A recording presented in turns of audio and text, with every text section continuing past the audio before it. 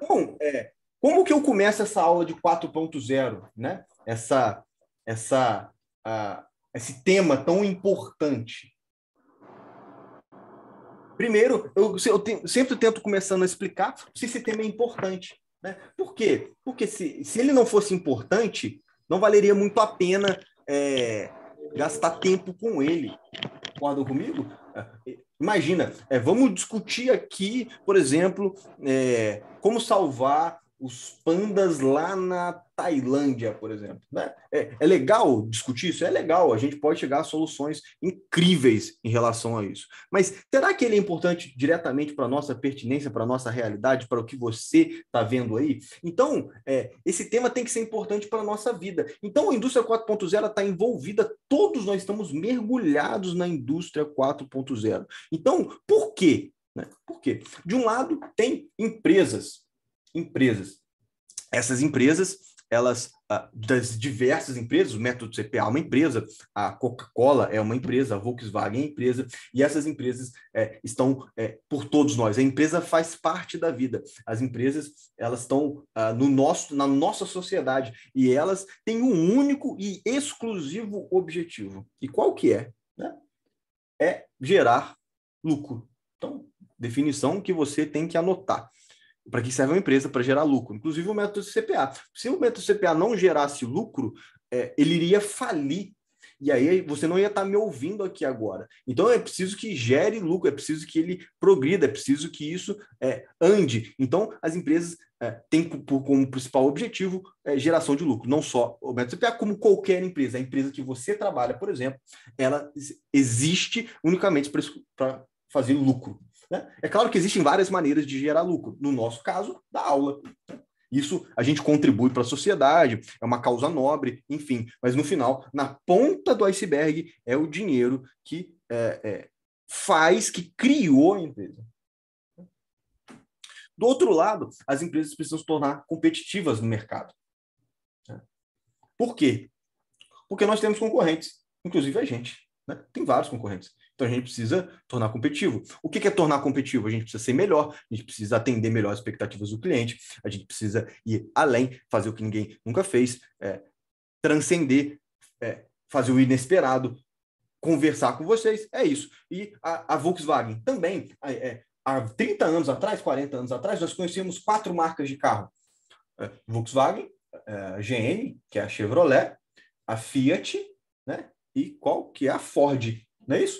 Tinha quatro marcas. Todo mundo só tinha, né, quem tinha carro, no caso, só tinha essas 4 marcas. Hoje em dia, quantas marcas tem? Né? Só no Brasil deve ter umas 10, 12, né? Mais. Então imagina no mundo. Então o que acontece? As empresas elas concorrem no mercado e elas precisam se tornar competitivas. E aqui então existe um problema, existe uma imbricação. Como tornar empresas competitivas? Tudo isso para explicar que o tema é importante. Por quê? Por que indústria 4.0? No final das contas, é a revolução industrial, a quarta revolução industrial. Teve a primeira, teve a segunda, teve a terceira, teve a quarta. Toda a revolução industrial é uma tornando empresas mais competitivas. É uma espécie de corrida. Alguém ultrapassou uma barreira e chegou lá na frente. Todas as outras empresas vão acompanhar. Estagnou um determinado período. Teve uma próxima revolução. Todas as empresas vão acompanhar. É assim que está acontecendo. Então, a revolução industrial se deve por conta das empresas se tornarem competitivas. Se não existissem empresas, não teria revolução industrial. Né? Se não existisse, eu diria, concorrência, se nós formos exclusivos, não teria por que nós inventarmos outra tecnologia, porque a gente ia dominar o mercado, não faz sentido. Então, a competitividade no mercado é o motor que impulsiona as empresas a terem revoluções industriais. É isso, no final das contas, é isso. Então, justamente por isso que esse tema é importante. Tem empresa em tudo quanto é lugar. A padaria aí que você vai comprar pão é uma empresa. Então, a quarta revolução industrial, uma hora vai chegar na padaria.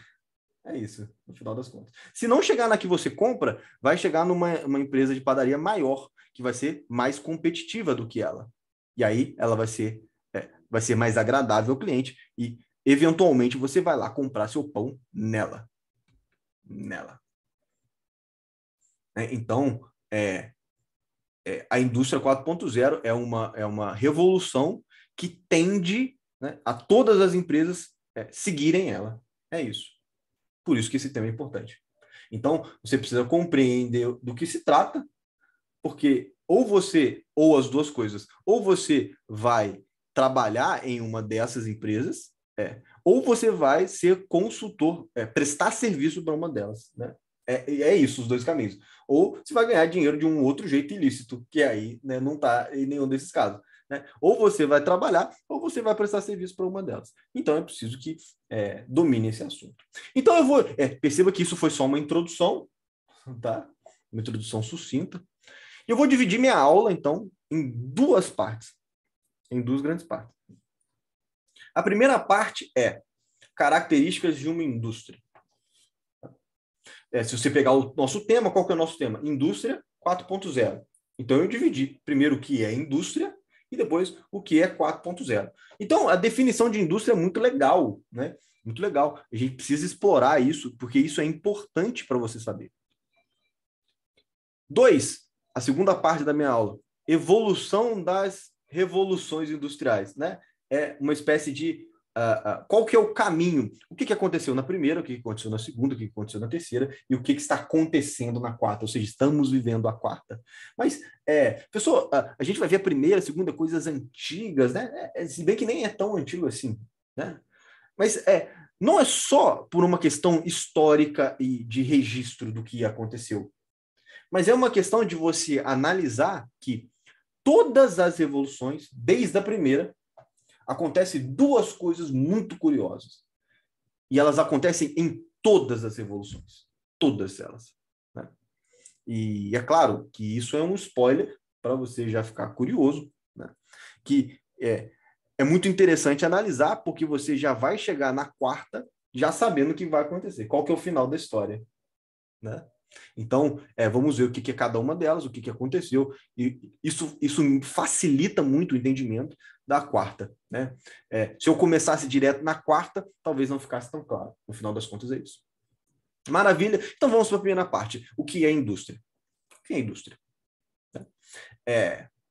Normalmente, eu dou uma introdução, dou alguns exemplos, e depois eu dou a definição da minha pergunta. Eu vou fazer, dessa vez aqui, ao contrário. Eu já vou dar a definição. O que é uma indústria? É a transformação em massa de objetos, aumentando o seu valor agregado. Tá? Você pode fazer anotações, inclusive escrever essa frase, mas esse material vai estar disponível também, né, lá na plataforma, e também eu vou mandar no grupo. Mas fica à vontade para fazer anotações. E essa frase é muito importante. Então eu vou ler de novo para você degustar. É a transformação em massa de objetos, aumentando o seu valor agregado. Então, vamos analisar essa frase. Vamos gastar alguns minutinhos só nessa frase. Primeiro a primeira parte, vamos por parte. Né? Vamos dividir o boi em bifes. É a transformação. É a primeira pedaço. Então, a gente fala aqui de transformação. Perceba que a gente não está falando de criar nada, de inventar nada, a gente está falando de transformar. E o que é transformar? Você pegar algo, né, que tenha determinadas características, uma determinada performance, uma determinada apresentação, perspectiva, e transformar ela de A para B, e que é diferente de A. B é necessariamente diferente de A. Então, isso é uma transformação. Né? Então, você pode pegar várias peças de um veículo e juntar todas elas. Você está transformando um monte de peça em um veículo. Isso é uma transformação de um carro. A minha aula é uma transformação. Claro que é uma transformação. Você tinha um nível de consciência, você sabia de determinadas coisas. No final da aula, você vai saber de outras coisas. Vai reter algumas, outras você vai esquecer, mas alguma coisa você vai saber. Então, é uma transformação também. Você saiu do estado A para o estado B. Então, uma indústria necessariamente transforma alguma coisa. Né? Necessariamente. Então, um apagador, por exemplo, né? Isso era petróleo. Olha que doideira. Né? Isso aqui era petróleo, transformou em plástico. É uma transformação. Primeiro pedaço da frase. Segundo pedaço, em massa. Em massa. Em massa quer dizer em quantidades elevadas, muitos. Então, olha que curioso, quando eu faço esse apagador, né, eu não faço um apagador, eu faço um monte de apagador, eu faço milhares de apagador, igualzinho esse daqui, né? Não só igualzinho, mas muito parecido com isso daqui. Então, uma indústria ela transforma coisas, né, em um volume muito alto. Então, transformação em massa é diferente de artesanal. Hoje você vê muito por aí, principalmente em comida, né, gourmet. Você vai comer um hambúrguer, por exemplo, né? Você vai lá, a carne é artesanal, né? Você vai lá. O que é artesanal? O que o artesanal quer dizer? Quer dizer que não é industrial. Né? E o que é industrial? É que não é artesanal. Olha que jogo de palavra curioso. Né? Então, quando você vai lá, artesanal, o que quer dizer? Que foi feito ali. Né? Logicamente, o boi não tem como, né? Mas a mistura, os temperos, o modo de preparo foi feito ali.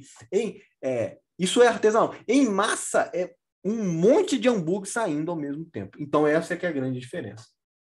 Então, quando você faz em massa, você faz não uma, mas você faz um monte. Né? Eu não estou dando aula para uma pessoa, estou dando para 100, para 200, para 500. Hoje o CPA está com 800 alunos, né? 800. Então, eu estou dando aula para 800 ao mesmo tempo. Então, eu estou fazendo uma transformação em massa. Pode-se dizer que o CPA é uma espécie de indústria. Mini indústria, mas é.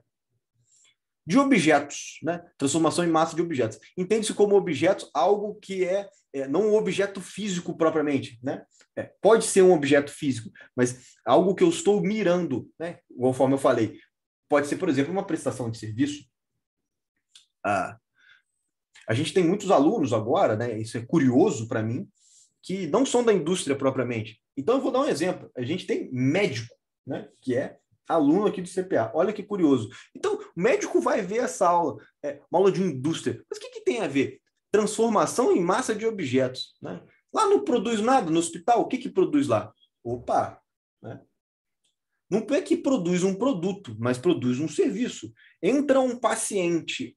O paciente está doente, tem uma enfermidade, ele tem um problema.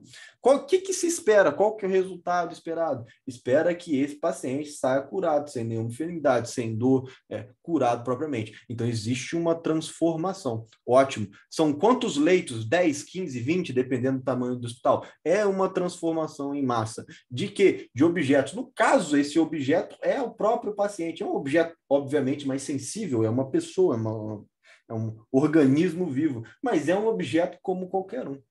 Né? E, por último, aumentando seu valor agregado. E o que quer dizer valor agregado? Para quem assistiu a aula já do valor agregado, está lá no módulo Lean Six Sigma, eu explico. Valor agregado quando há uma transformação de A para B, B tem que valer mais do que A. Perceba, vamos falar do hospital, que o hospital é legal. É um exemplo de serviço que eu acho ótimo. Entrou o paciente doente, está lá com dor de garganta. Né? Aí, não é Covid, vamos falar que é com dor de garganta normal. Entrou lá, ele tem que sofrer uma transformação, ele toma um remédio e ele saiu curado. O que vale mais, ele curado ou ele doente? Ele vale mais curado. Ótimo, tem um valor agregado no meu serviço. Mas olha que curioso, o valor agregado ele parte do princípio que o que eu gastei para curar aquele paciente tem que ser menor do que ele vale curado. Não sei se deu para me entender. Eu tenho que gastar menos do que o que ele vale, porque senão não vale a pena. Né? Imagina, vou produzir carro. O carro eu vendo por 10 mil, mas eu gastei 20 mil para produzir o carro. Não faz sentido, não tem valor agregado nenhum. Então, o valor agregado ele é isso. Você transforma A para B, B tem que valer mais do que A, você tem que ter gastado menos do que B. Né? Então, é isso no final das contas. O que é uma indústria? É a transformação em massa de objetos aumentando seu valor agregado. Eu transformo um monte de coisa em outras, vou falar no bem popular, um monte de coisa em outras coisas, e essas outras coisas valem mais do que a primeira. E o que eu gastei para transformar foi menos. E aí, no final, a gente tem a definição de lucro, porque teve lucro. Então, a indústria é uma empresa que faz isso. É uma empresa que faz isso. Acho que ficou claríssimo, né? Perceba que, a partir de uma frase, a gente consegue puxar o fio, né, e ir além, e ir muito longe com isso, né? Ir muito longe com isso. Ótimo. Então, dentro de uma indústria, como é que funciona? Como é que isso aqui é feito, né? O primeiro eu falei o que é, agora como? Como que isso é feito dentro de uma indústria? Então, eu vou mostrar um esquema aqui, que eu também particularmente adoro, que ajuda muito a compreender como que uma empresa, qualquer empresa, funciona. Primeiro, existe um processo, existe um procedimento, existe um método, uma maneira de fazer. Se você preferir, o jeito mais simples possível de entender isso é uma receita de bolo. Tem lá na receita de bolo, tem todos os ingredientes que você vai utilizar. Inclusive tem quanto tempo você vai bater o bolo, quanto tempo você vai, em qual temperatura você vai colocar no forno, o que você tem que fazer. É uma sequência cronológica como as coisas irão ser feitas. Primeiro você faz isso, depois você bate o bolo, depois você coloca o leite, depois você... Perceba que existe uma sequência planejada, você pensou, né, planejou como as coisas vão acontecer nesse decorrer. E para isso, existe uma entrada e uma saída. Entra farinha, entra leite, entra máquina, batedeira, entra mão de obra, a pessoa que vai fazer, entra isso tudo. Entrou. Executa isso tudo, faz o que a gente planejou. No final, tem bolo pronto. Né? Isso serve para produzir bolo, isso serve para minha aula. Essa aula que você está vendo aqui agora, né? Entrou eu como mão de obra, entrou tudo que eu sei, eu estudei, tive várias experiências, várias palestras, trabalhei, tive várias reflexões, isso é entrada, fiz esse PowerPoint, fiz esse slide, agora estou no meio do processo. O processo é a aula propriamente dita, eu estou dando essa aula. No final tem um resultado, que é você ter um pouco mais de conhecimento. Serve para o hospital, né? Entra leito, entra soro, entra vacina, entra isso tudo, né? Na hora que o paciente está lá, processa cirurgia, procedimento, intervenção, no final sai o paciente. Legal, bacaninha. Para carro é a mesma coisa, para submarino e para foguete na NASA é a mesma coisa. Então você percebe, você transforma em massa, aumentando seu valor agregado. A transformação é por meio de um processo que tem entrada de coisas e saída do que você espera.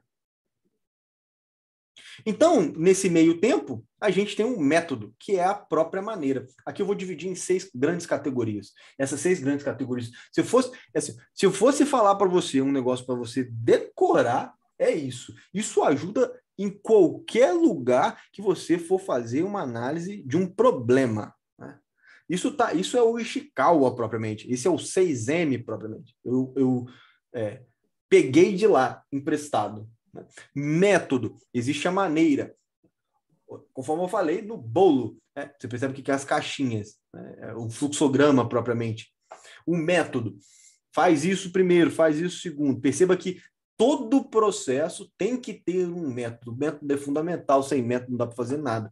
É claro que o método é importante. Por quê? Imagina você vai produzir carro sem ter um procedimento escrito, né? Olha que loucura. Você vai o João hoje lá, vai montar a roda do veículo. Aí ele coloca um parafuso A, o outro coloca o parafuso E, o outro aplica 80 newtons-metro de torque. E aí, o que acontece? Sem um método padrão definido, o resultado sai sempre diferente. Né? Olha que curioso. Então, para você querer que o resultado seja igual ou pelo menos muito parecido, é preciso que você tenha métodos e procedimentos que fazem isso. Então, o método ele é fundamental. Método traduz como maneira, ou traduz como... É a pergunta, como que faz? Né? Qual é o jeito? Qual que é a receita? É isso. Máquina. Máquinas são instrumentos, são equipamentos que auxiliam a cumprir o método. Eu estou ainda para descobrir, se alguém souber, alguma atividade, qualquer que seja, que não tem máquina. Eu não sei. Ah, professor, dá aula. Não tem máquina, não? Né? A câmera aqui, né? Computador, slide. O que é isso? É máquina? Celular? Máquina. Né? Caneta? Equipamento, máquina. Você percebe que você é auxiliado por ferramentas, por objetos sensíveis, né? Que você pega propriamente o tempo inteiro. Para o pedreiro, a máquina é a enxada, né? É a pá no carrinho de mão. Para o médico, é a bisturi, né? Aquele que ouve lá o coração, que eu esqueci, estetoscópio. Né? Pro engenheiro, é o software, é a máquina. Então, perceba, máquinas auxiliam a fazer o método. E o método está dentro de uma indústria. Bacana, né? Material. Né? Material é a entrada propriamente que é transformada. Então, petróleo, material. Né? Usou uma máquina para fazer apagador. Material é aquilo que entra. Material é um insumo. É aquilo que é transformado. É aquilo que era A e virou B. Então, perceba, tudo tem material que, auxiliado por máquinas, cumpre o método. Eu tenho como dar aula. Eu tenho como dar aula de vários jeitos. É o meu método. Eu tenho equipamentos que me ajudam a dar aula, que é o que eu estou te mostrando aqui agora. Eu tenho material. Material para dar aula, professor? É claro, livros, estudo, né? Então, quanto mais material ou o material ser diferente, eu dou aula de um jeito diferente. Se eu tivesse lido outros livros, estudado outras coisas, ter outras formações, provavelmente meu método seria diferente. Seria diferente. Então, material é o que é transformado por máquinas para cumprir o método. Quarto, mão de obra. Perceba que isso tudo que eu estou falando está dentro da indústria. Né? E isso é ótimo para você absorver, para você, sempre que vê um problema, você questionar essas categorias. Né? Isso é muito importante. Mão de obra é a pessoa que executa propriamente. Cá entre nós, somos nós, né, que faz. Então, eu sou a mão de obra, nesse caso, que peguei o material, coisa que eu estudei, até com auxílio das máquinas, estou cumprindo um método, que é a aula. Né? Assim como o carpinteiro, né, é a mão de obra, que pega a madeira, que é o material, com um serrote, e cumpre um método, uma metodologia. Primeiro corta a tábua em 4 metros, depois corta uma outra, depois bate o prego. Perceba que isso é um método, e ele utiliza máquinas e material para isso. Quinto, meio ambiente. Meio ambiente. O meio ambiente é muito legal de explicar, eu adoro explicar isso. Porque meio ambiente é tudo que não é o método. Como assim, professor? Tudo que não é o método. Né? Muitas das vezes você conhece as coisas pelo que ela não é. Então, você conhece às vezes o alto pelo pequeno, você conhece o redondo pelo quadrado, você conhece o que é raso pelo fundo, o que é bonito pelo feio, né? Então, perceba, tudo aquilo que está descrito no método está lá. Eu sei. O que não está descrito no método é o meio ambiente. Então, eu vou dar um exemplo para você. No método da receita de bolo, tá lá. Tá lá, leite, farinha, papapá. Mas o método não fala, por exemplo, qual é a umidade relativa do ar que tem que estar lá. Naquele ambiente, né? Pode falar? Poderia falar? Poderia, mas não vai estar lá. Pode olhar qualquer receita de bolo que não vai estar lá. A umidade relativa do ar é meio ambiente. Por quê? Porque não está dentro do método. Mas influencia no método? Nesse caso, muito pouco, mas influencia. Né? Você concorda comigo? Se tiver uma umidade muito, muito, muito alta, pode ser que influencie no método. Então, o meio ambiente é uma chuva de granizo que deu, é um raio que caiu. Não só coisas naturais, mas também, por exemplo, leis. Né? Leis. Você planejou fazer bolo de fubá, por exemplo. Saiu uma lei amanhã que a utilização de farinha de fubá, né? Farinha de milho, provavelmente, né? De fubá, de milho, Está proibido. Foi você que determinou no seu método? Não. A lei é uma máquina que te auxilia? Não. É um material você utilizar de leis? Não. Foi você que fez? Não. Então, é uma coisa externa ao método. Uma lei, por exemplo. Questões éticas e morais, lei, meio ambiente. Então, quando a gente lê meio ambiente, acha que é só coisa natural. No final das contas, quando você lê meio ambiente, tem que ser algo que não é o método, que está externo ao método. Por último, medida. Medida. Executamos o método.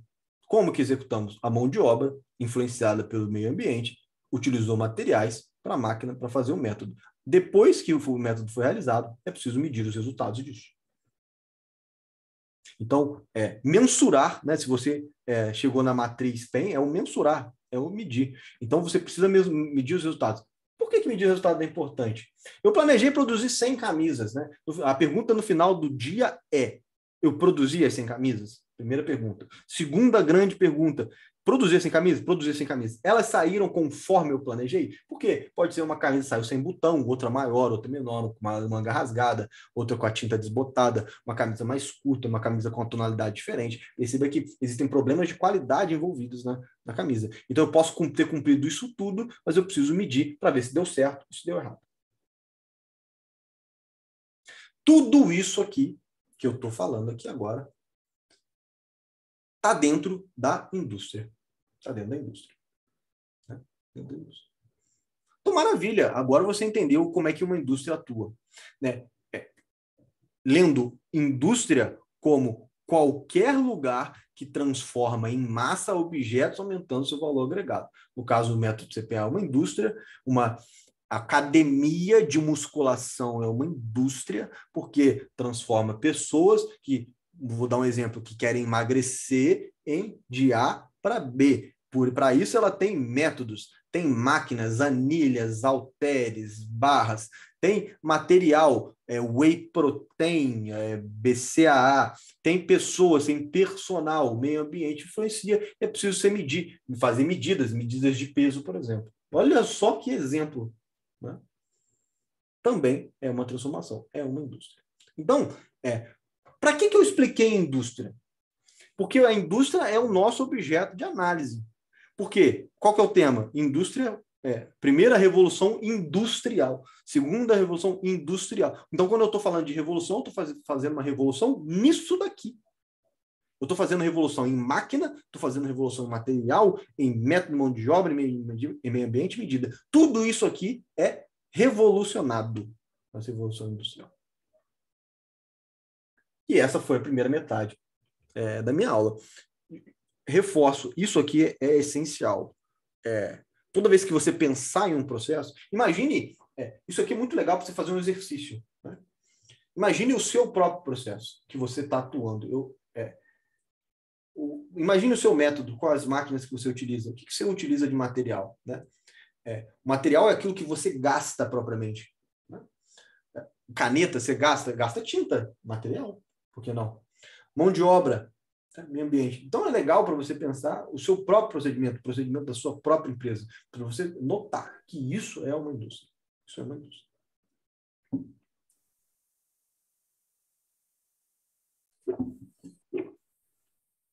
Maravilha. Agora vamos para a Revolução Industrial. Vamos primeiro para a primeira Revolução Industrial.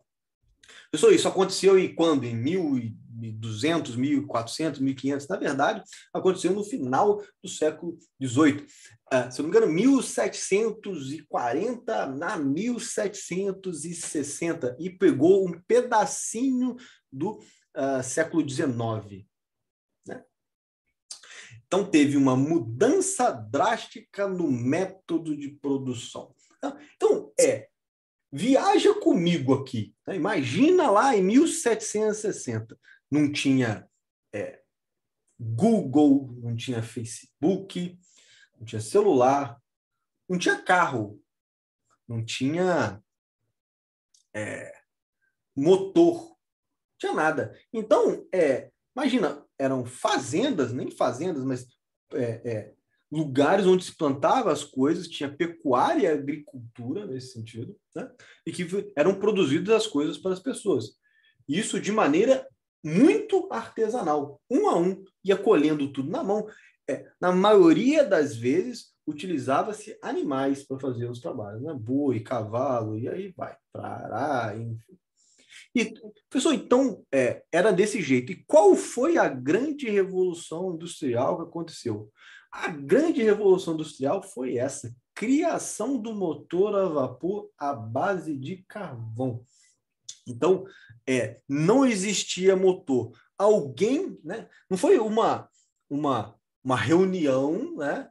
Todos os proprietários de terra se reuniram, chegaram a uma conclusão que deveriam criar algo para facilitar o... Não, nada, não foi isso. Né? Não foi isso. Alguém criou primeiro o motor, teve um boom disso, ou seja, na corrida da Revolução saiu na frente e todo mundo foi acompanhar depois. Então você imagina algo que era manual, algo que era movido a moinho, por exemplo, algo que era animal triturando trigo. Agora você tem um motor, você joga carvão mineral lá dentro, aquilo aquece, né? Aquece a água expande, isso gera uma determinada energia, né? Uma termodinâmica ferrada, e aquilo ali faz movimentar trem, por exemplo. Então, perceba que isso foi uma grande revolução, de fato. E por que foi uma grande revolução? Né? Transformação da mão de obra. Primeira coisa. Conforme eu falei, ele teve... aí que foi inventado o trem. Então, você imagina... existiam muitos carroceiros que levavam as pessoas de um lado para o outro. Agora você tem trem. Com o trem, o que aconteceu com o carroceiro? Ele ficou obsoleto. Não só o carroceiro, mas você tem várias outras funções que foram substituídas, que foram transformadas. Então, você teve uma adequação da própria mão de obra por conta de um novo maquinário que fez mudar o método. Né? Voltando ao slide anterior, o que mudou? Mudou que teve uma máquina, um equipamento muito poderoso. Então, por que é revolução? Toda revolução ela tem uma quebra com o passado. Era assim até esse momento. Por quê? Qual que é a quebra? Motor a vapor. Dali para trás era uma coisa, daqui para frente é outra. Teve uma quebra drástica com o passado. Então, por que é drástica? Porque teve uma transformação com mão de obra. Em que sentido? Não só as pessoas perderam seus postos, não só as pessoas ficaram obsoletas, não só gerou fome, né, e perca de renda, mas também existe uma certa adaptação, porque agora tem motor a vapor. Eu preciso lidar com o motor a vapor, eu preciso entender como é que isso funciona, eu preciso entender o mecanismo disso, eu preciso fazer manutenção em relação a isso, eu preciso construir motores a vapor, porque motor a vapor agora é a nova onda do momento. Então, perceba, você consegue... a definição de produção em massa começou aqui. Antes tudo era meio artesanal. Aqui você conseguia produzir muita coisa, muito volume por conta desse tipo de máquina. Né? Esse tipo de máquina. Então, a primeira grande observação, essas duas primeiras são legais, elas são históricas. A 3 e a 4 que eu vou explicar, elas são fundamentais. São duas grandes características. Transformação da mão de obra, que máquinas substituíram atividades, né? Então a mão de obra, o que ela teve que fazer? Ela teve que se transformar, teve que se adaptar, justamente para correr atrás dessas máquinas. E não só transformação da mão de obra, transformação no consumo. Né? Aquilo que não era produzido antes está sendo produzido agora. Né? Se você, na época, tinha medo de trem, né? Você tinha que perder o medo, porque é o que tinha para andar. Produtos mais industrializados foram lançados no mercado. Então, se eu vou fazer um exercício aqui. Imagina, eu não quero ser influenciado pela indústria 4.0. Eu não vou trabalhar em indústria nenhuma, eu trabalho por mim mesmo. Eu vou fazer outro. Eu sou milionário, né? Sou bilionário. Eu não vou trabalhar o resto da minha vida. Tá perfeito esse exemplo? Sou bilionário, eu não quero trabalhar, então não preciso assistir essa aula, não serve para nada para mim. A indústria, por que eu estou fazendo aqui? Sinto lhe informar que você vai ser afetado. Por quê? Porque todos os produtos produzidos, né, vão ser produzidos a partir agora da indústria 4.0. Então ela vai afetar necessariamente o seu consumo. Tem produtos que vão desaparecer, tem produtos que vão ser criados. Por exemplo, o metaverso. Então, toda revolução, ela muda o consumo, quer você ou não. Se você está vivo e tem dinheiro, você vai consumir. Você vai consumir. Então, muda o consumo. Duas grandes coisas. Muda a mão de obra tem que se adaptar, ela tem que acompanhar a revolução e transforma o consumo. Transforma o consumo. Essa foi a grande revolução industrial. A primeira é foco na Inglaterra, né? A Inglaterra que foi a pioneira em relação a isso, né? A Inglaterra que foi a grande campeã e tem um nome, né, muito conhecido entre os liberais, que é o Adam Smith. Né? Adam Smith, que ele fala da mão invisível do mercado, que as empresas elas competem entre si e que o governo tem que interferir o menos possível nessa competição, porque o mercado se autorregula de acordo com a oferta e demanda e a competitividade. Tá? Pitada última aí para você degustar. Adam Smith é o nome da fera. Segunda revolução industrial. Agora você já aprendeu bastante coisa. Se é a segunda, obviamente, veio depois da primeira, e se é a revolução, é porque teve uma quebra drástica com o que era antes. Mudou. E o que mudou? Metade do século XIX, né? Foi a metade do século XIX. Ela iniciou lá em 1840 e alguma coisa, né? E teve o fim, no final da Segunda Guerra. Né? Então, começou lá no final, no meio de 1850, 1840 e pouco, e foi até o final da Segunda Guerra. Mudanças drásticas no método de produção. Então, aqui nós temos dois rapazes interessantíssimos, o Taylor e o Henry Ford. Provavelmente você já ouviu falar desses caras, e o que esses caras nos traz de bom. Bom, primeiro, eles, é americano, os dois. Né? Vou falar primeiro de Ford. O que o Ford fez? Ele fez uma coisa que é dada como ele propriamente fez uma revolução. Ele começou a industrializar e fabricar em série. Ele foi o pioneiro da produção em série. Então aqui tem um carrinho. Primeiro que ele não inventou o automóvel, mas ele participou disso também, e ele foi o pioneiro a produzir isso em uma sequência. E tem curiosidades em relação a isso. Ele produzia muita quantidade. Só que o curioso é que no começo, né, que ele começou a produzir isso tudo, ninguém queria comprar veículo. Olha que curioso. Ele produziu, mas o veículo é importantíssimo, é muito legal, a logística dele te leva para qualquer lugar, mas ninguém queria comprar. Por que ninguém queria comprar?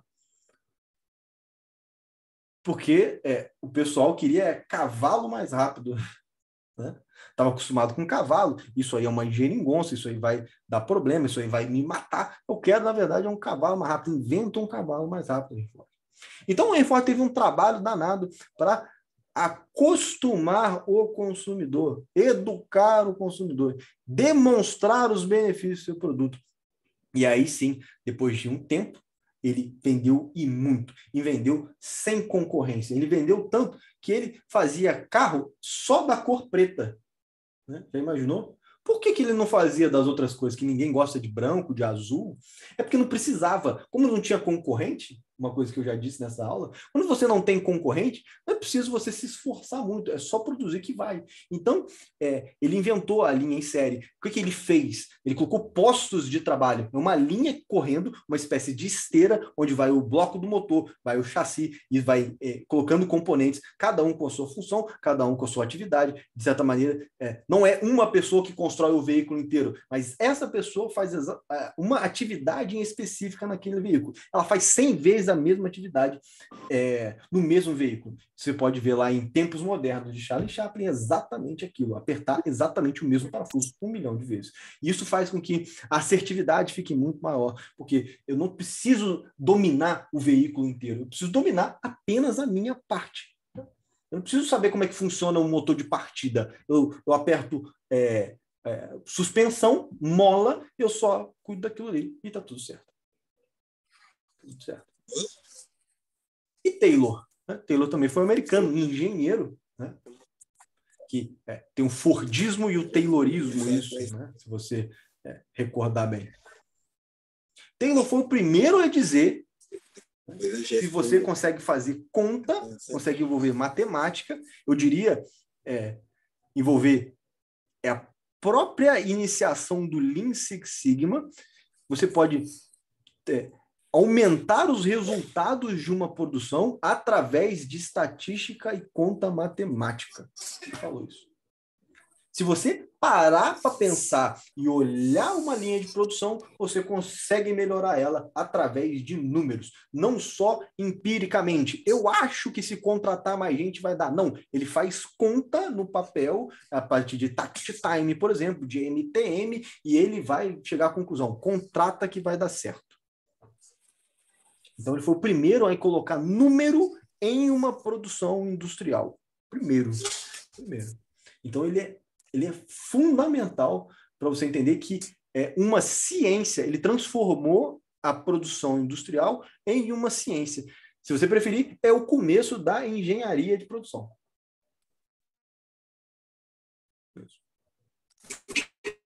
Então, olha que legal, né? Racionalização do processo produtivo. Qual que é a grande revolução? É o que eu acabei de falar. Racionalização do processo produtivo e motor movido à base de petróleo. Saímos do carvão mineral, né? Não só saímos, ele continua lá, né? Mas temos agora também o motor à base de petróleo, que é o motor do veículo, né? Diesel, gasolina, e aí vai. E racionalização do processo produtivo. Então, para sair um pouco de carro, eu coloquei aqui uma fotinha da indústria têxtil. Olha só que loucura, né? Então você consegue enxergar lá no final. São várias pessoas fazendo exatamente a mesma coisa, vários tipos de linha, e aí você cria tecido, cria pano, cria camisa, cria e aí o que for. Olha essa geringonça, olha essa máquina, né? E existe uma certa racionalização, perceba, isso aqui não foi colocado ao acaso, alguém pensou em relação a como dispor todo esse material.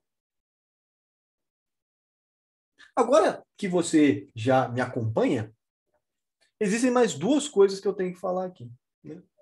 Que coincidem com a primeira revolução. O que aconteceu na primeira revolução? Você vai lembrar. Teve uma mudança na mão de obra. Olha, que curioso, aqui também. Essas pessoas aqui tiveram que aprender a lidar com esse tipo de máquina. Não só, né? Teve que lidar com veículos, teve que começar a trabalhar em indústria. Teve uma transformação da mão de obra, das pessoas que prestam serviço propriamente. Então, teve uma certa adaptação. De novo, pessoas ficaram desempregadas, pessoas tiveram suas vidas completamente transformadas, pessoas tiveram que sair fora da caixa e pensar diferente, pessoas tiveram que olhar o mundo conforme o mundo nunca tinha visto. Por quê? Porque agora o mundo está diferente. Independentemente do que eu acho, o mundo está diferente. Por conta de que Taylor e Ford fizeram. Né? E o que é mais curioso, da mesma maneira da que a primeira, teve transformação no consumo. Agora tem carro, meu amigo, para comprar. Se você não comprar carro, você está fora, tem uma carta fora do baralho. Não só por uma questão logística, ou uma questão de transporte de um lugar para o outro, mas até uma questão social. Né? Pessoas que não tinham carro eram hierarquicamente na sociedade mal vistas. Né? Plebeu, propriamente. Né? Então, você ter um carro na época era um sintoma de nobreza, era um sintoma de legitimidade. Então, você percebe que o consumo ele se altera, né? Não só propriamente pelo que o produto faz, mas o que realmente representa esse produto para a sociedade. Transformação na mão de obra, as pessoas tiveram que se adaptar, transformação no consumo. Quem consome esses produtos tiveram mudanças porque os produtos mudaram. Bacana, né? Muito legal. Terceira revolução. Agora, se você preferir, indústria 3.0, né? E a gente está em transição. A 3.0 nos diz muito mais respeito, e a 3.0, aqui sim você está muito mais familiarizado. Aqui você vai, de fato, reconhecer tudo que eu estou falando. Metade do século XX, né? Século XX, quando você fala século XX, é o 1900 e alguma coisa. Metade é 1950, depois da Segunda Guerra Mundial. E o que aconteceu? Mudanças drásticas no método de produção. Quais, professor? Eu acho que eu já vi tudo. Teve o motor, teve o motor. O que mais mudou? Né? Isso é legal. Eu não mostrei aqui ainda o que é. Mas para pensar. É difícil você achar a resposta, e eu sei disso porque eu me perguntei, porque você está tão familiarizado com isso está tão na sua rotina, você nem percebe. Né? Então, eu vou te dar uns exemplos. Implementação de robótica. Robô na indústria. Então, se você for lá na fábrica da Volkswagen, quando vai colar o para-brisa do carro no veículo, né? Tá o chassi, vai colocar o para-brisa, não é uma pessoa, é um robô. O que o robô faz? Tem umas ventosas, eles colam ali, né? Colam no para-brisa, levanta o para-brisa. Tem um outro robô que passa a cola, né, automaticamente, e tem outro que coloca.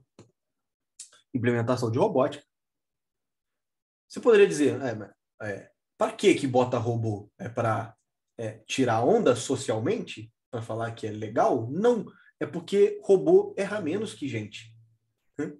A precisão do robô é absurdamente maior numa atividade como essa. Você está evitando falhas com isso.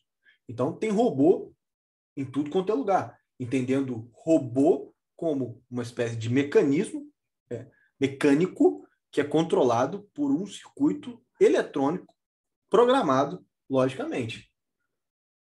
Então, você pode ver que assistente do seu celular é um robô, né, controlado por um circuito.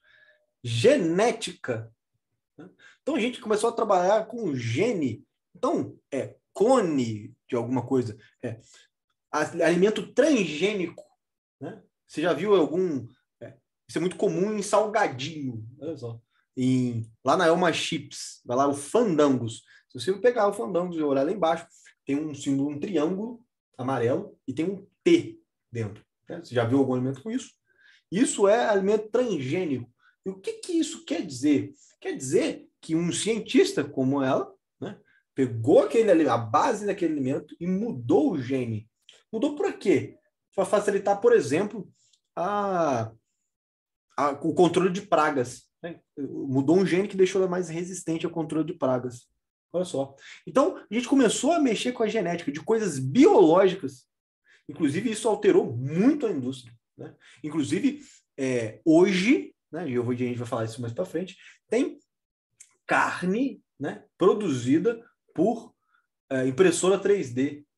Essa notícia eu vi semana passada, ou essa semana, se não me engano. Informática, computador para todo lugar. Eu estou falando aqui no computador, você está vindo de um computador.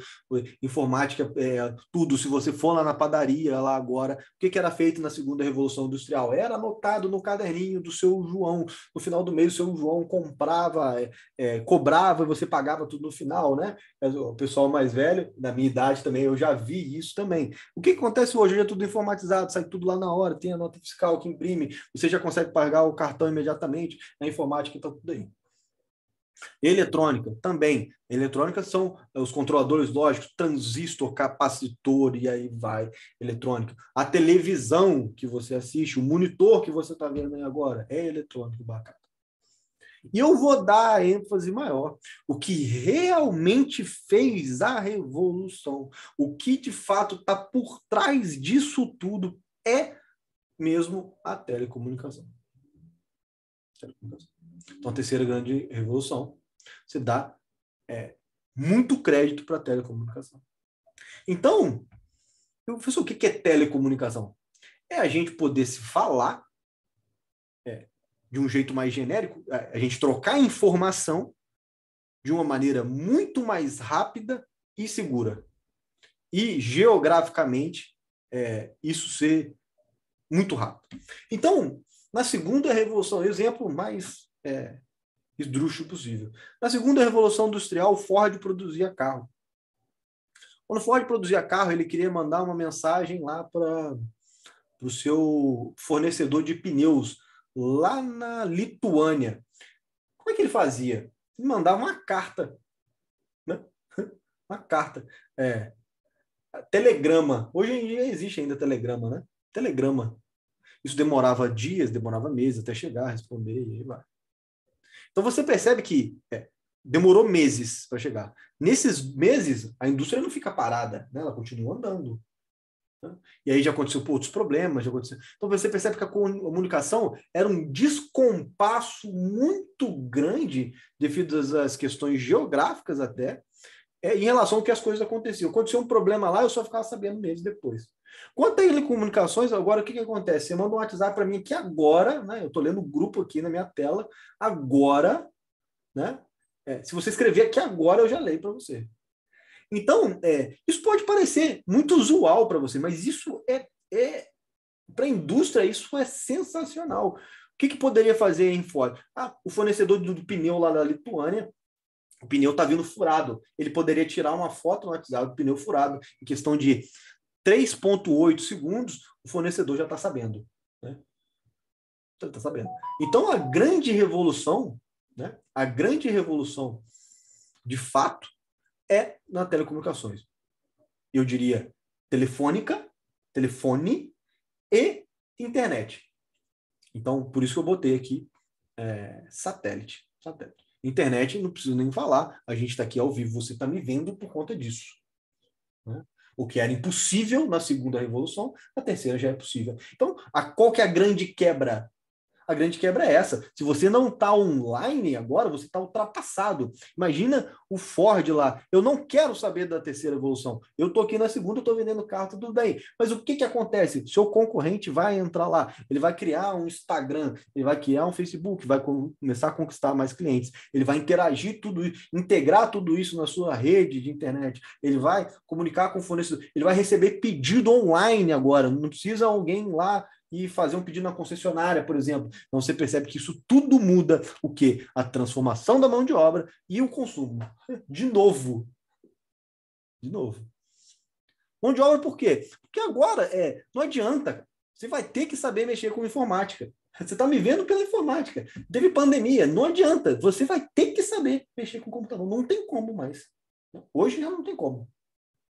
Você não sabe abrir um Word, um Excel, né? Inclusive o nosso treinamento é um Excel. Você está fora. Você está fora. O que há 50 anos atrás não precisava, hoje você está fora. Né? Então tem uma mudança, transformação da mão de obra. Tudo isso aqui. Quem não tem um celular hoje? Né? Eu não conheço ninguém. Ninguém. Acho que eu não conheço ninguém. Né? Quem não sabe mexer no WhatsApp, por exemplo. Transformação da mão de obra. A mão de obra que é capacitada para trabalhar em uma indústria tem que se transformar, capacitar em outras coisas agora. Isso, é claro, toda transformação, perceba, ela não é linda e maravilhosa e é um mar de rosas, né? Muitas das vezes ela é dolorida, muitas das vezes, não que dolorida pela falta de capacidade das pessoas, é por viabilidade mesmo, por questões materiais da própria transformação. Imagina que eu não tenha computador, ponto, porque computador custa dinheiro e às vezes eu não tenho dinheiro, ponto, empatei, né? Ferrou. Então, às vezes, a transformação ela é dolorida, né? Transformação é dolorida, sempre transformação é dolorida. Transformação no consumo. Você vai consumir coisas a partir dessa terceira revolução que você não consumia antes, inevitavelmente. Inevitavelmente. Vai acontecer isso. Maravilha. Você olha para a terceira revolução industrial, eu poderia parar a aula aqui agora, né? Te convido a fazer uma nova reflexão. O que está mudando da terceira para a quarta? Né? O que de fato é uma quebra com a terceira? Né? O que de fato existe já no mundo de hoje que não está aqui? Né? Então, a quarta revolução perceba, eu estou falando há 1 hora, né, para chegar nesse slide aqui. A gente viu que é uma indústria, né, uma transformação em massa de bens. A gente viu que a indústria tem 6 componentes. Né? A gente viu a primeira revolução, a segunda e a terceira. Cada uma teve uma grande quebra. E todas elas têm em comum que a mão de obra teve que se transformar e o consumo mudou também. As coisas ofertadas no mercado mudaram. O que você vai esperar disso? Que vai ter uma mudança na mão de obra e uma mudança no consumo. Isso é. Você percebe que eu já te dei a resposta antes de mostrar. Por isso que analisar a primeira, a segunda e a terceira é importantíssimo para você entender a quarta. Século... Aí, está até errado aqui, está 19. É 21. O X vem para cá. Tá? Em romano, quando vem na frente, quer dizer que é soma. Então, o 1 vem para cá. Está errado. Acabei de ver. Ó, reparo aqui no meio. Mudança drástica no método de produção. De novo, vai mudar o método de produção. Então, aqui também, conforme a terceira, também um pacotinho de várias coisas que mudaram, que interligadas, elas são fundamentais. Você pode ver aqui na imagem ao lado, para quem nunca viu isso aqui é uma impressora 3D. Inclusive, eu já até tive uma, né, que quebrou, uma das primeiras, a Stella. Eu tive uma. O que acontece, né? Ela derrete, tá vendo esse fio aqui? É um fio rosa que entra nela. Aqui tem uma extrusora, né? Que ela enfia com pressão lá dentro, derrete isso. Aqui é um cooler que resfria e ela, através de uma agulha, através de uma programação, ela molda um objeto sensível. A impressora 3D é muito legal porque você vê aqui que isso aqui é polietileno, que é o plástico propriamente. Né? Mas hoje em dia estão fazendo impressora 3D, conforme eu falei, de coisas orgânicas. Já existe de chocolate, já existe de doce, por exemplo, impressora 3D. Então, vamos agora pelo esse pacotinho de coisas que quebram a revolução. Primeiro, implementação da nanotecnologia. Pessoal, o que é nanotecnologia? Nano, você que já estudou matemática, nano é 10 elevado a menos 9. Né? Tem o micro, que é 10 elevado a menos 6, e tem o nano, que é 10 elevado a menos 9. O que isso quer dizer? É que 0,000000009 vezes, né? 0,001. Isso é nano. Metros, né? Você pega 1 metro, divide por 0,0000001. Então, o que é isso? Quer dizer que é muito pequeno. É muito pequeno. É do tamanho de uma enzima. Enzima, para você ter noção, é algo que compõe uma célula. É muito pequeno. E o que é nanotecnologia? Você consegue construir. Lembra da terceira revolução industrial? Temos informática e temos robô. A diferença agora é que tem um robô que é desse tamanho. É muito pequeno. Agora você começa a se surpreender. Pois é, imagina o que um robô desse tamanho ele pode entrar no seu organismo, por exemplo. Né? Existem robôs que estão sendo testados para curar determinadas doenças, porque ele entra em lugares inacessíveis, né? Ele pode entrar na corrente sanguínea, por exemplo. Né? Existem nanorobôs que são chips, por exemplo, do próprio celular. Como que cabe tanta tecnologia num negócio desse tamanho? Né? É porque a tecnologia é muito pequena, muito. Então, imagina como é que você confecciona um robô daquele tamanho. É preciso de uma precisão muito grande. Então, a nanotecnologia está presente. Ela é uma das grandes quebras de evolução. É uma coisa muito, muito pequena que funciona, né, que tem uma performance como uma coisa grande. Então, hoje em dia, é muito legal como a evolução das coisas. Você tinha, há 10 anos atrás, um pendrive de 500 mega. Há 5 anos, 20 anos atrás. Há 10 anos atrás, você tem um pendrive de 10 mega. Você tem um pendrive de 200 mega. Hoje, você compra um pendrive de 2 terabytes, né? Que é 2.000 gigabytes. Então, por quê? Um pendrive desse tamanhozinho? Como? Nanotecnologia. Biotecnologia, né? Perceba que é nanotecnologia, agora é bio. O que é essa bio? Bio vem de biológicas mesmo, vem de organismo vivo. Então tem tecnologia no organismo vivo? Prótese mecânica, por exemplo. Então já tem prótese para você que não tem uma perna, você andar, para quem não consegue enxergar, ver melhor, para quem não tem uma mão, ver. Então você interage uma questão biológica com a questão tecnológica.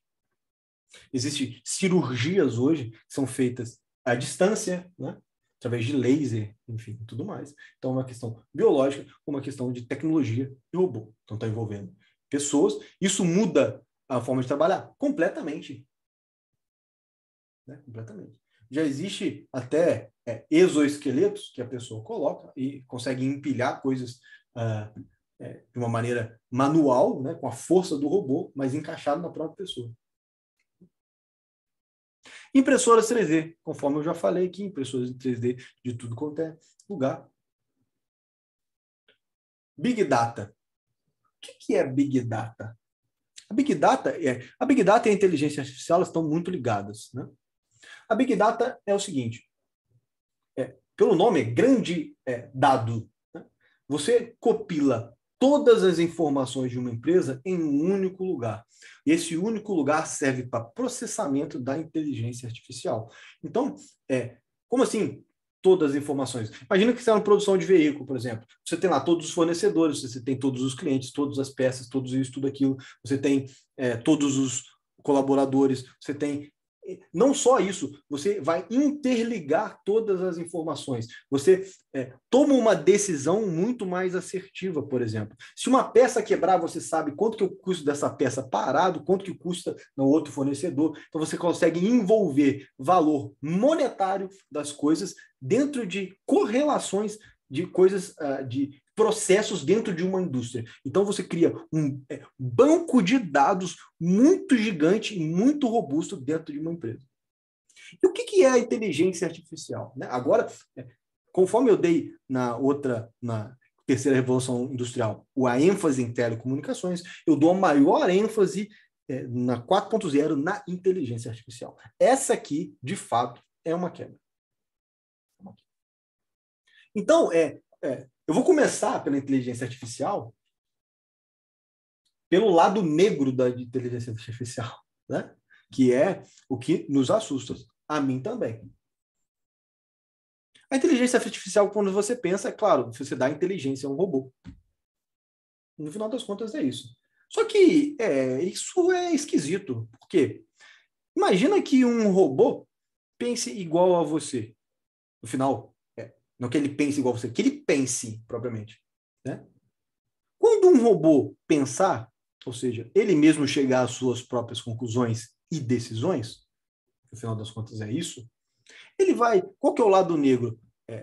Isso não precisa muito eu falar. Ele vai perceber imediatamente que ele é muito superior a qualquer outra coisa que existe na Terra. Né? Imagina, eu sou um robô.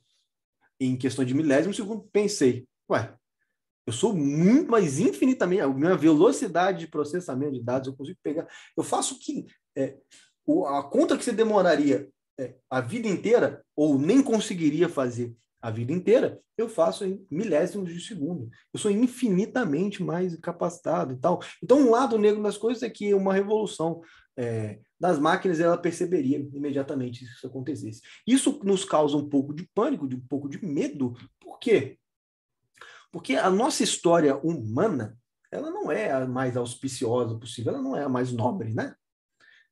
Já passamos por escravidão, por exemplo.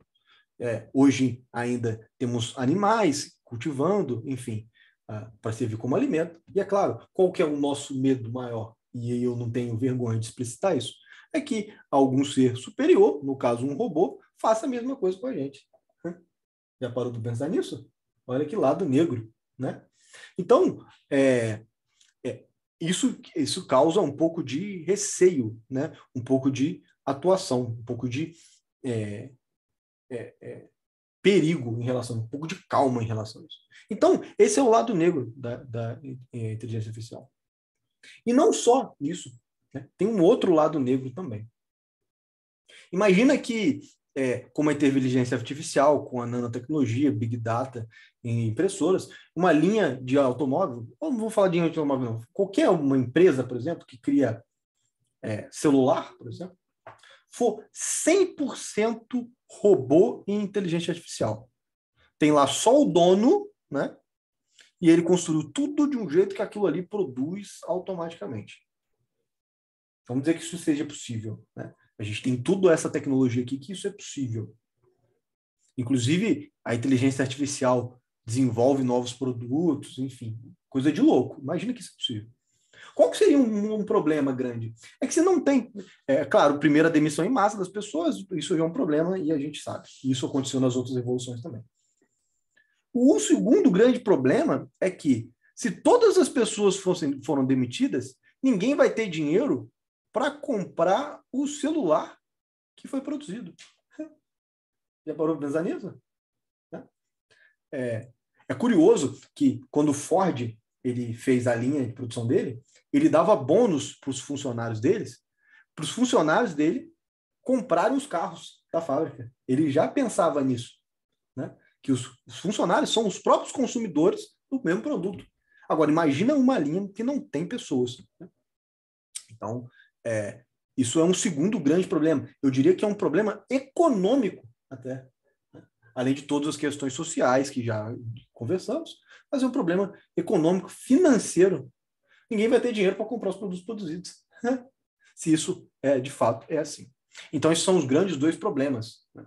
Inteligência artificial que pensa por si só e toma decisões, imaginar infinitamente que é mais capacitado que nós, e problemas econômicos em relação a ninguém ter dinheiro para comprar os produtos produzidos, né? De tão automatizado que está. Mas isso é o lado negro da coisa. O que, na verdade, a inteligência artificial faz, até hoje, né? De fato, ela aprende com o tempo. Mas ela aprende com o tempo em relação a algoritmos que já foram programados. Então, ela não escapa muito daquilo que ainda existe uma programação. Por mais que ela aprenda, isso é feito em simulações, e ela tem que levar uma caixa, por exemplo, de um ponto A a um ponto B. Imagina que é um robô que leva caixas, e no meio do caminho há obstáculos, e o robô, na primeira tentativa, ela bate no obstáculo, na segunda tentativa, ela bate no obstáculo, na 10ª, na 20ª, no teste 1.000, 1 milhão, ele ainda continua batendo no obstáculo. No teste 10 milhões, ele aprende que o obstáculo é um empecilho, e aí ele dá a volta no obstáculo. Então, a máquina ela aprende de acordo com o que ela foi programada, e a partir de um objetivo. Qual que é a grande característica do ser humano que ainda uma máquina não consegue? É que você, quando está fazendo alguma coisa, você tem um objetivo na cabeça. A máquina ainda não consegue estabelecer o seu próprio objetivo. No dia que isso acontecer, ela se aproxima muito do humano. Você está aqui porque você quer se aperfeiçoar. Você tem um objetivo na sua cabeça. Você quer progredir, você quer melhorar, você quer ganhar mais, você quer ser promovido, você quer ser um autônomo. Quem definiu isso foi você, a partir das suas experiências, a partir do que você viveu. A máquina, quando vai ultrapassar o obstáculo do A e chegar no ponto B, quem definiu ela chegar no ponto B não foi ela, ainda foi o ser humano. Não perceba que colocar a meta aonde ela deve chegar, o que ela deve fazer a princípio, ainda é uma particularidade do humano.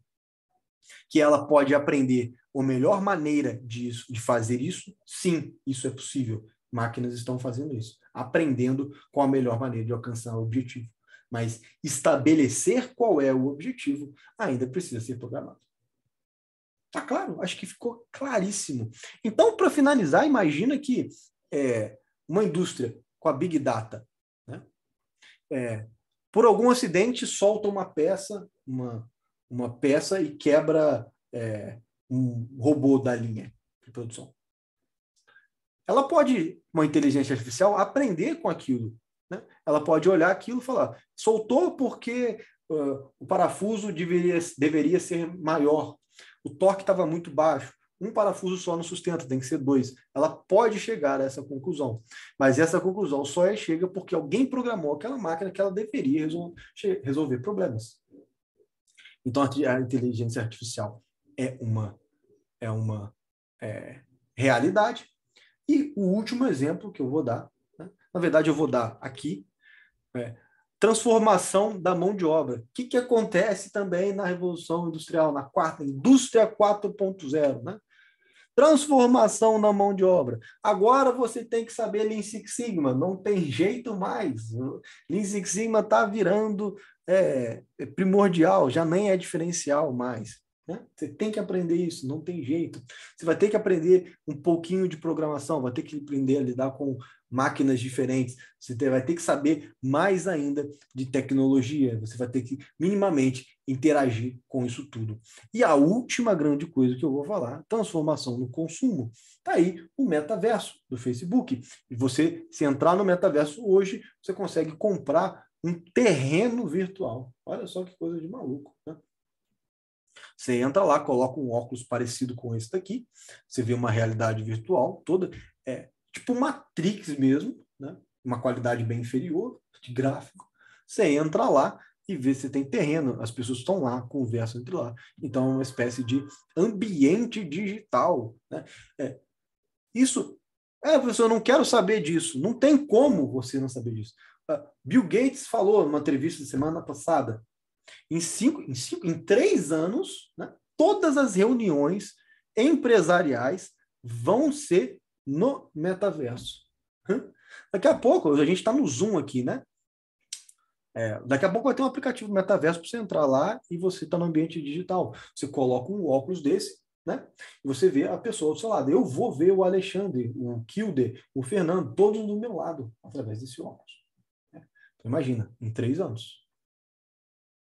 Não só, eu vou dar um exemplo da onde que isso pode chegar, né? Porque isso é pouco falado. Imagina que você tem um time do coração de futebol, você torce apaixonadamente por esse time. No caso, é o Botafogo. Então, agora subiu para a Série A. Imagina, você tem que ir lá no estádio ver o seu time. Né? Agora, imagina um ambiente todo digital. O que eu estou querendo dizer? Você pega um óculos desse, coloca, você está na arquibancada. Já parou para pensar nisso? Você está olhando, você está vendo o time inteiro jogar. Não só, você escolhe o lugar na arquibancada. Não só, você pode ver o jogo de dentro do campo. Você pode rever uma jogada na visão do jogador. Já parou para pensar nisso? Então, você em casa, sentado, com o óculos, você está num ambiente completamente digital. O que fez acelerar muito isso, obviamente, foi a pandemia. Né? Quantos home offices aconteceram? Quantas pessoas foram deslocadas para suas casas? Né? E isso tudo é a indústria 4.0, mudando de novo o consumo. Queira você ou não queira você, vai mudar. Vai mudar. Bom, essa é a aula de hoje. Coloquei aqui um resumo. Indústria.1, 1.0, mecânica a vapor, 1784. 2, escala de montagem, eletricidade e combustão, motor a petróleo, larga escala com Taylor. Indústria 3, automação, robótica, computador eletrônicos. Sistema 4.0, perceba aqui que tem uma integração entre tudo isso. Sistema cibernético, internet das coisas, redes e inteligência artificial. Para quem me cobra bibliografia, eu sempre coloco alguns livros que eu leio, tá? E que já não existe fábrica na Alemanha com a linha de produção. O Kilder colocou aqui. 100% não. Sempre vou te dar um exemplo. Quem vai vender esse veículo? Quando a gente fala de produção, né, é exatamente aquilo que eu mostrei. Mas existe áreas de suporte. Por exemplo, vendas, compras, engenharia, faturamento, gestão estratégica, gerente, CEO e aí mais. Ainda essas pessoas, elas trabalham na empresa, por mais que seja um corpo muito pequeno. E ainda não é 100%. Né? Não é 100%. Então, o robô ainda não consegue elaborar uma estratégia do próximo carro do 2022. Qual vai ser o design dele? Qual vai ser a estratégia de venda? Se vai vender, colocar ele mais barato, mais caro? Qual que vai ser a motorização? Perceba que isso são questões estratégicas de uma empresa, né? No dia que um robô fizer isso, aí sim, é 100%. Aí vai ter muito carro, carro bom, ninguém vai comprar. E aí, você é Palmeiras. Legal, legal. Para quem me cobra bibliografia, né, eu coloquei um livro aqui, A Quarta Revolução Industrial. É muito legal. Eu li esse livro também. Ele explica bastante coisas, inclusive muito relacionado à genética, né? Tem modificações genéticas, por exemplo, que ele comenta que podem ser feitos em fetos, né, de humanos que ainda não nasceram. Que você pode modificar, por exemplo, cor do olho, cabelo, pele, né, antes do feto crescer. Então, isso é possível, e isso envolve, obviamente, porque tudo isso é uma tecnologia, né, para fechar. Isso tudo é uma tecnologia. A tecnologia por si só, ela não define o que pode e o que não pode, né? Onde que eu quero dizer? Um regime autoritário, né, um governo autoritário de um país extremamente autoritário, vai utilizar a genética para uma coisa. Um governo mais liberal vai utilizar para outra. Um governo socialista, por exemplo, vai utilizar para outra. Um governo anarcocapitalista vai utilizar para outra. Perceba que a tecnologia é a mesma, genética, mas a utilização da genética, ela parte de quem utiliza. Você pode utilizar conhecimento em conhecimento atômico para gerar energia em indústria atômica. Ou você pode criar bomba atômica. Perceba que são o mesmo conhecimento, né, que é utilizado por pessoas diferentes, em momentos diferentes, em sociedades diferentes. Isso tem muito a ver, onde eu quero dizer, tem muito a ver com ética, né, o que ele quer dizer, que até onde que, de fato, vale a pena você intervir no feto por uma questão estética, por exemplo. Legal? Se alguém tiver alguma pergunta, essa é a hora.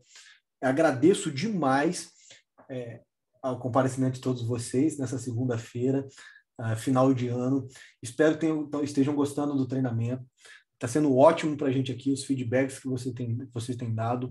Seguimos à disposição para o que precisar no nosso WhatsApp, na própria plataforma, qualquer dúvida também. Essa aula vai para a plataforma, eu vou acabar de gravar aqui, vou dar uma editada, a gente vai colocar na plataforma, você pode assistir ela quando você quiser, novamente. Está lá no módulo bônus, rola lá para baixo, tem 2 módulos bônus. O primeiro módulo bônus é a entrevista que a gente faz com os alunos, o segundo são das aulas, das mentorias. Tá? E agradeço demais esse final de ano. Esse final de ano foi ótimo para nós, esse ano foi excelente para nós. Espero que tenha sido para vocês também. Tá? E que, com certeza, ano que vem a gente vai estar mais forte aí. Tá bom? Excelente Natal para todo mundo. Né? Excelente virada de ano. Para quem está assistindo essa aula gravada, né? Isso aqui está sendo gravado no final de 2021. Tá? Então, excelente, né, final de ano para todo mundo, tá bom? Obrigado de novo pelo comparecimento. Espero que eu tenha poder contribuído um pouquinho. Espero que você tenha pensado em coisas que você nunca pensou. Espero que você tenha se divertido de alguma asneira que eu falei. Espero que você tenha, nessa noite de segunda-feira, se distraído e nem tenha percebido que eu estou falando há 1h30 sobre o assunto que é muito pertinente para todos nós aqui. Tá bom? Muito obrigado por todo mundo e valeu. Até a próxima.